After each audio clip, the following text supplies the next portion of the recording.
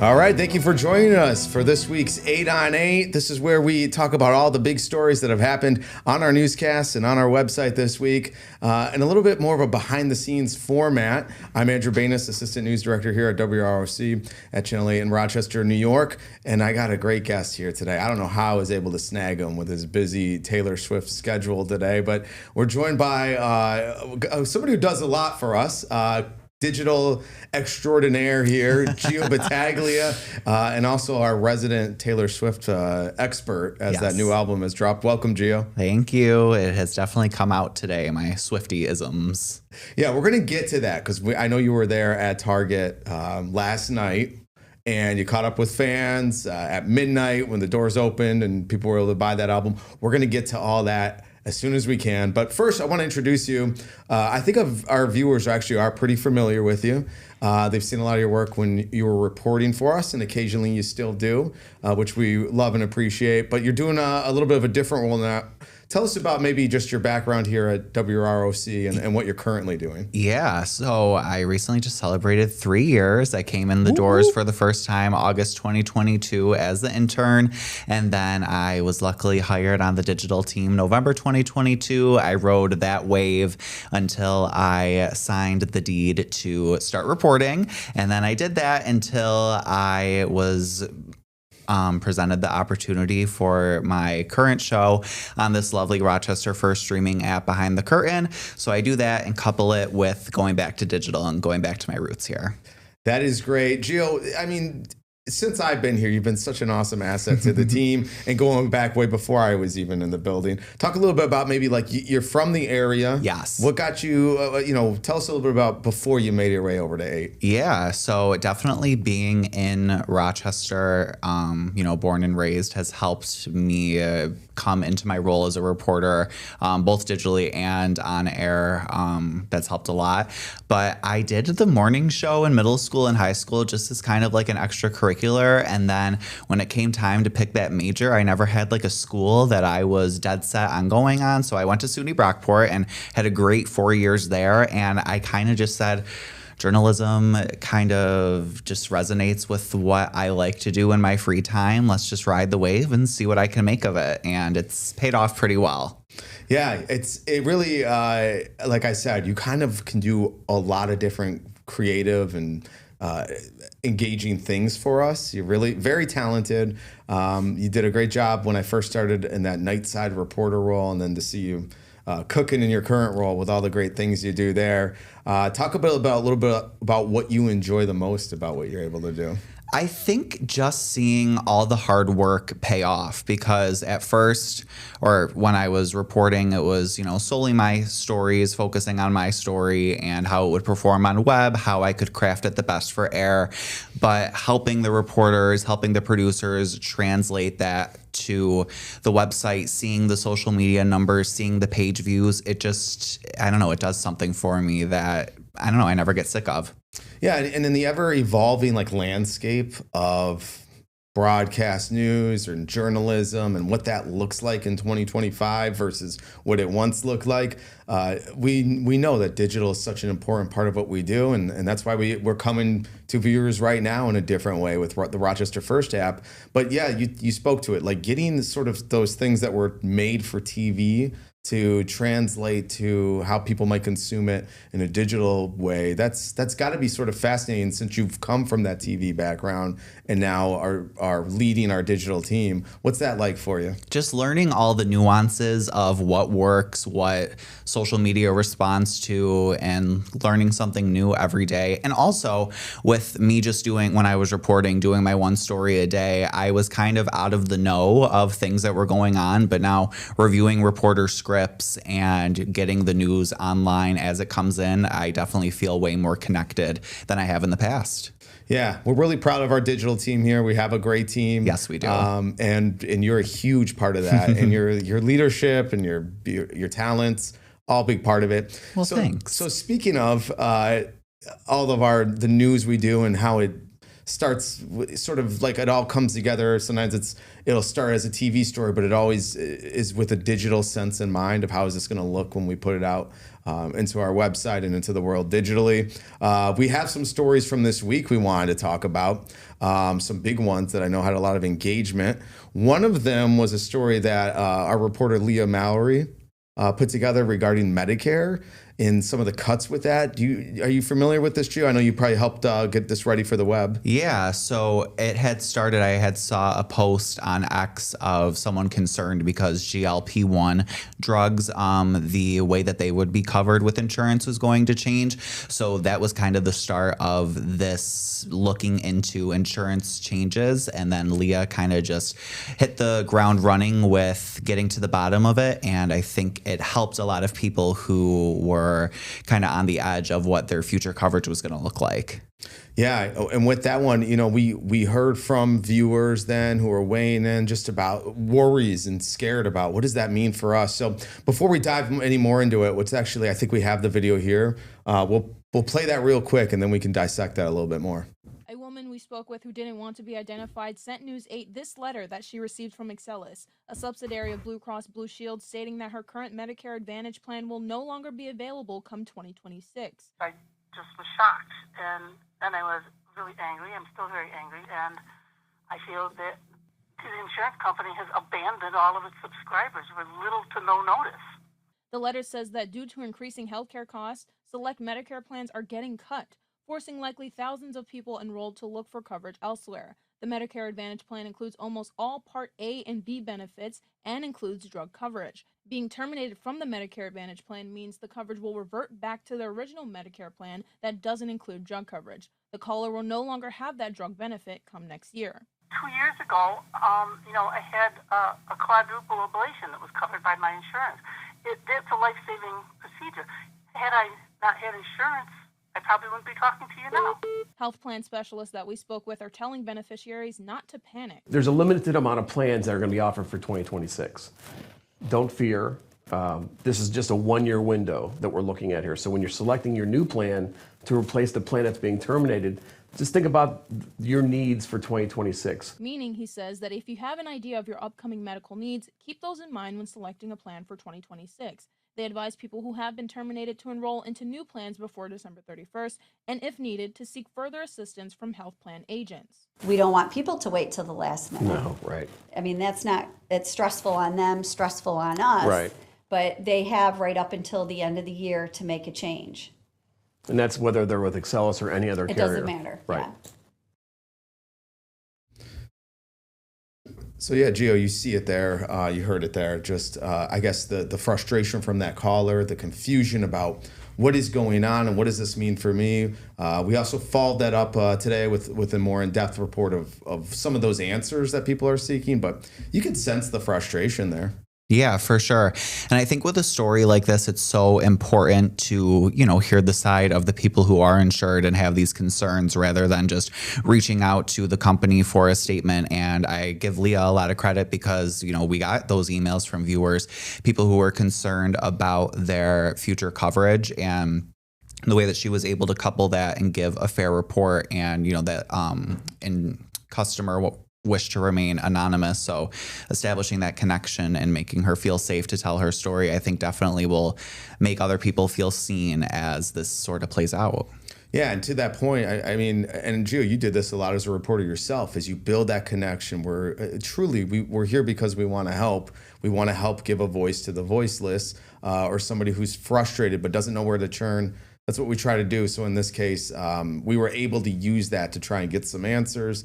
And then, like I said, Lee actually had a follow-up today that I encourage people to go to rochesterfirst.com and see that. But it's something like that. I think maybe you know from your experience where somebody reaches out and you make that first call. You're not sure how it's going to go. But then at the other side of it, if you're able to put that story together that provides answers, sometimes that can be really gratifying too. In your experience, do you find it to be like that? Oh, for sure. And even if if a person called on Monday and had this, very big claim that took some time to investigate, make that phone call right away, get the person, so that you can continue to try to investigate and share their story. And then you don't have to go chasing them later. So establishing that connection right off the bat is definitely helpful. And those connections sometimes they'll carry over. So you might like this person we spoke with, for example, in a few months as things continue to evolve with this story, you might check back in to see, are they better off? Or are they able to figure things out, or are they actually in more trouble? And how can we help them at that point? So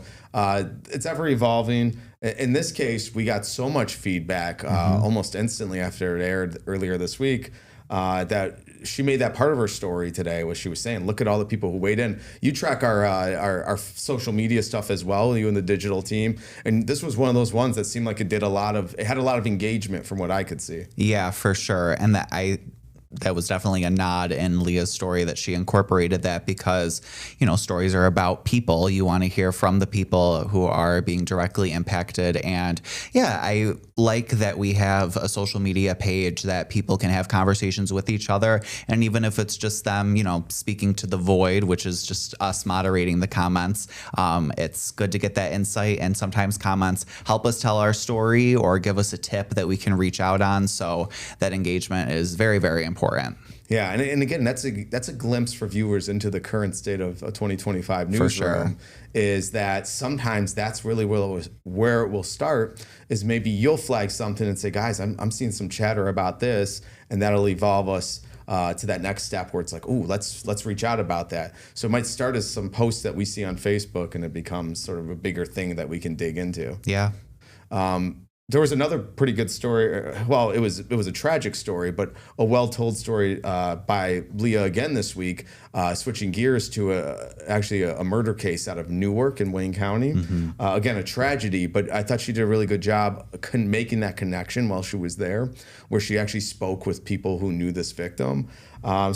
I know you're familiar with the case. Talk about it from the digital side, what that was like for you as those details came in. Yeah, most of them did come in before I got in for the day. But what I was seeing on email and communication in the newsroom is that all the details just seemed to come in really fast, is that there was a police presence. Let's get out there. Newark is a bit of a drive from our station's home on Humboldt Street, but it seemed like as soon as we got there, establishing, we talk about that connection again with police and sheriffs and deputies, that they can share the information as it's coming and be the first to report on it or get it out, was definitely helpful. And I think that happened in a timely manner. At least everything came in quick. Yeah, no, certainly. And part of that, again, is the digital team jumps in and they're finding out what they can. And meanwhile, our reporters are going out there to see what they can find out in person. And all of this is connecting together. Yes. Like I said, I thought the end result, while a very tragic story, and our hearts go out to the family and the people who knew this victim, a well-told story, I thought. So we have that as well. And let's take a look at that. Police reported to this home right behind me on Kyler Street in Newark, confirming that it is connected to the homicide investigation into remains discovered on a nearby trail. Newark police say this started when they received a tip from someone saying they overheard a conversation about a body being dumped in the Sodus area. A joint investigation started between the Newark Police Department and state police. They say they located a suspect, 35-year-old Jared C. Nesmith, in the Newark Village and engaged in a foot pursuit before taking him into custody. Upon questioning Nesmith, officers learned of a body transported to Zurich Bog Trail and recovered remains. And not a lot of people get murdered over here, so it's just crazy. Earlier today, police reported to this home on Kyler Street, confirming that it is connected to the homicide investigation. We spoke with a Newark resident who says he knew a person living in the home. I just saw him last week. He was on the porch hanging out with his roommates. Still another thing to process, Nesmith is now being charged with second-degree murder, tampering with evidence, and concealment of a human corpse. Nesmith was arraigned this morning at the Wayne County Jail. The investigation remains ongoing.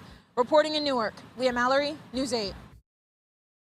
So again, a sad story, a tragic story as we continue to learn more details about what might have happened. Gio, you've been, when you were reporting, you've been on these tragic scenes before. how do you find the right tone of making sure you get that information, but also respecting sort of the gravity of the situation? It's tricky, and I think Leah did a great job with it, coupling them together. And there was a lot of information in that report that you have to try to consolidate into a minute 30, a minute 45 story. It can be tricky sometimes, but it's just something that you gotta snap on and know how to do. It's hard to put into words how to format that story, but as soon as you get to writing, it kind of just, if you're lucky, it'll just blend together. And having the insight from the neighbors, from the friends, definitely helps kind of take that weight off of you for, some details that you can't really describe yourself. Sure. No, absolutely. I think you said it best. Viewers might not know this, but we have to time everything so carefully in a traditional TV newscast, where you really do get if you're lucky, you get a minute and a half to tell a story that's obvious, in that case, or even in the Medicare, it's like these complex things, and you kind of got to boil down just what's the most important stuff and get that out to the viewer. And that can be tricky. To your point, it's like, how do you sort of work your way through that? And then with this, in this case, a murder victim, a sad story, like, do we want to know the details? Do we want to hear from people? You have to sort of sort that all out as you're putting that story together, to make sure it's a story that captures how sad this is while also informing about what happened. Yeah. But we don't all just have downer stories this week. I want to transition to maybe something a little more fun to talk about. Drew, you've already been talking about it quite a bit today. I don't remember life before it. You have many talents, and one of them is you're like, also, at least for me, my newsroom music guru. I come to you for all things music. Last summer, we talked a lot about, or when I started, we talked about last summer's Brat Summer. Oh, yes, of course. So Still is, always. We got the green behind you. It never ended. It never ended. So, Charlie, if you're out there, here we are. But we're talking about another very popular artist who just dropped an album. I think most people are aware, but in case they're not, let me see that. Yeah. Are you talking about this one? I'm talking about that one. That was, one of those ones that's like a seismic shift in the landscape. When it drops, there's a countdown to it, and then a lot of excitement building up to it. And then that day finally comes, and it's what everyone's talking about. It's the zeitgeist for the day.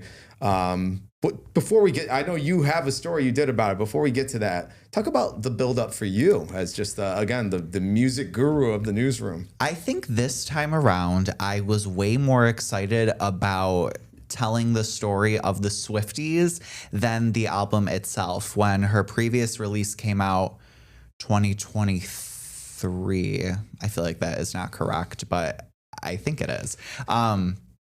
I was still reporting and, counting down the days for that Taylor Swift album. But now with my own show here on the Rochester First app and getting everything on digital, social media, seeing what local businesses do, I am in awe of the Swiftie community and how everyone gets so excited and comes together to celebrate. So that's really what I wanted to spotlight this time around. Yeah, you did a great job with that. Tell us about what you did yesterday night.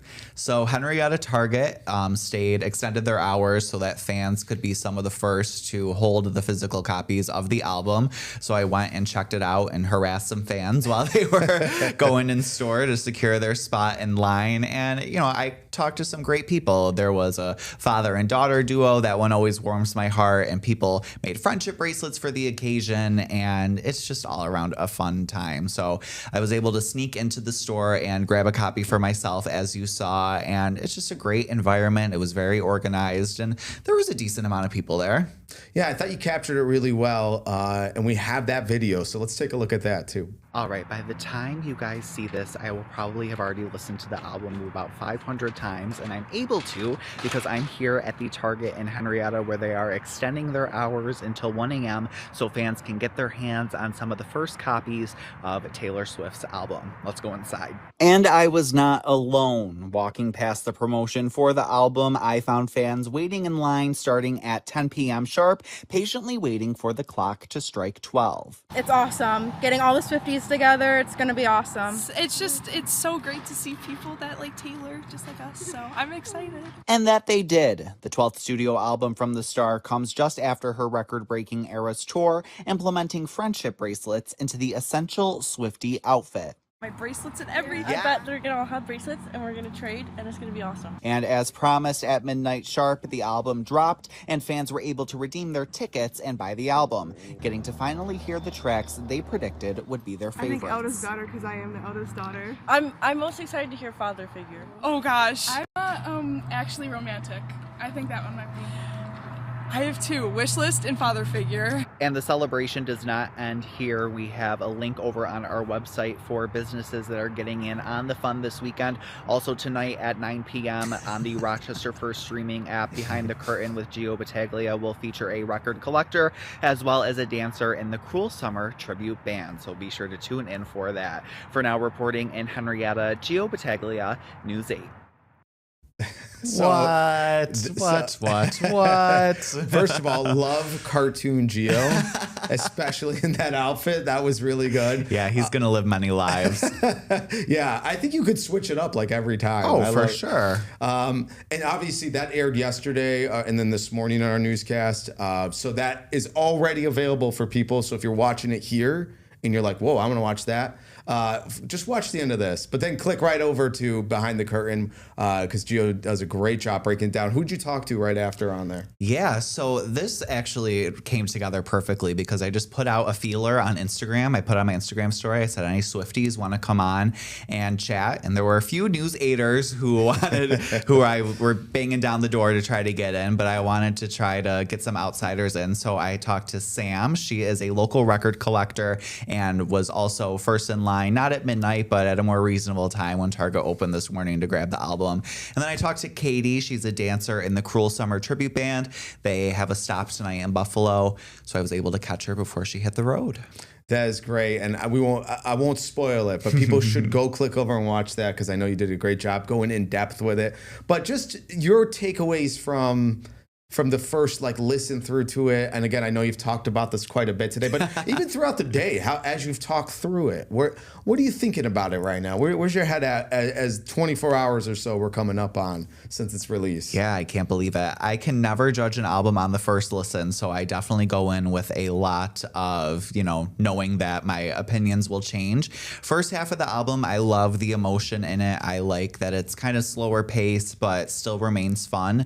And then the last 4 tracks are just super funky, and I think it's just all encompassing great. I mean, yeah, I'm going to leave it at that. Okay. Yeah. And there's a lot for people to dive into, again, on Behind the Curtain. I encourage everyone to go click on that. I've listened to maybe half of it so far. All right. And, that's a good amount. Elizabeth Taylor, I just liked how energized it was right out of the gate. Yes. I like that. Obviously, what do you refer to her? Sabs. Sabrina Carpenter, the crossover there. I enjoyed it, maybe just for the concept of the crossover itself, but I thought the song was catchy too. Yeah, and at the end when she puts in the crowd noise from the Eras tour, it just reminded me of being there. So I thought that was a nice touch to close out the album and show that she's a showgirl. Yeah, she's at this point. You are the music guru, but I maintain that at this point, despite all the popularity of so many other people, she's got to be very close to the biggest artist in the world, if not number one. Oh, for sure. See, again, with the focusing on the community for talking about Taylor, I also love looking at streaming numbers and chart numbers and stuff. So I'm very excited to see how this plays out for record breaking and where she goes on the Billboard Hot 100. It's like my cup of tea. Do you have a favorite album she's released so far? This one notwithstanding, I know you need time to sort of debrief it. But what era do you like her from? I'm gonna refer you to Behind the Curtain for that one because we do get into it. Okay, then I'll offer this up from my quick experience with her. That's what I want to know. Mostly dismissed throughout her country era by me. Mostly dismissed. I was aware of her, but not really listening. Heard some of the stuff as she got into the Shake It Off time period because those were catchy. And I was like, okay, kind of nice transition, but didn't fully have me like, oh, like really respecting. And I know I'm probably late to this, but when she dropped Folklore, and was it Evermore? Yeah. Folklore and Evermore. You got it. During sort of the midst of COVID.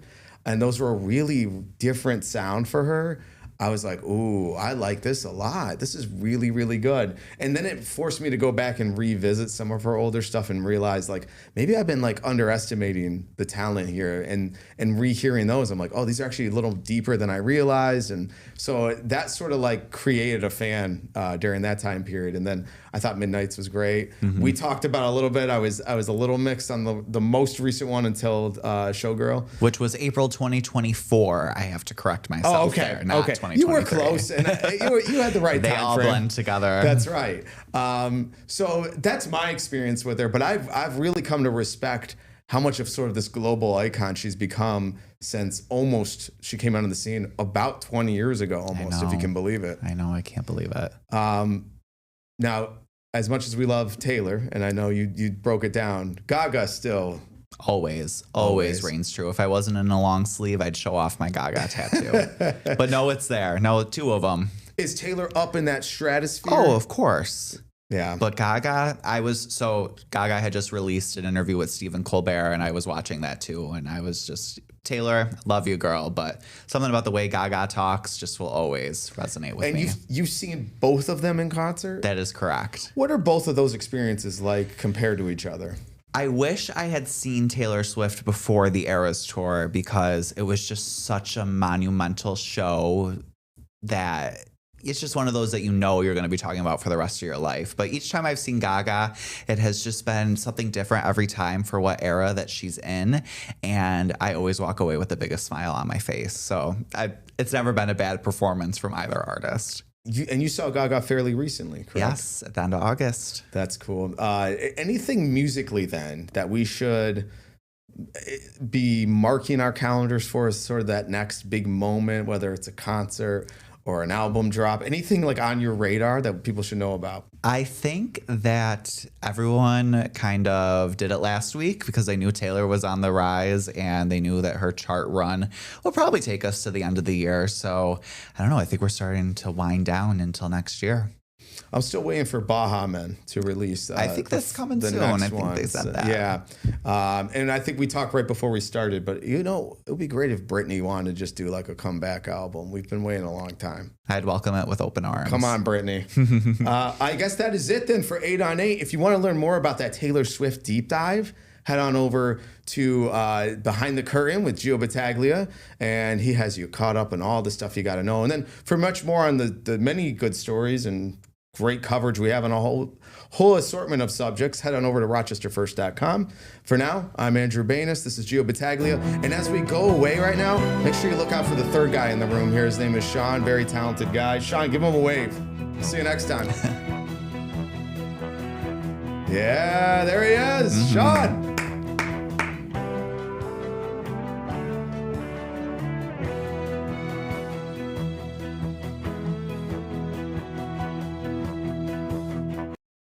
Get the Rochester First streaming app today for everything you love from News 8 On Demand, plus exclusive shows you won't see anywhere else. Search ROC and download for free on Roku, Amazon Fire, and Apple TV.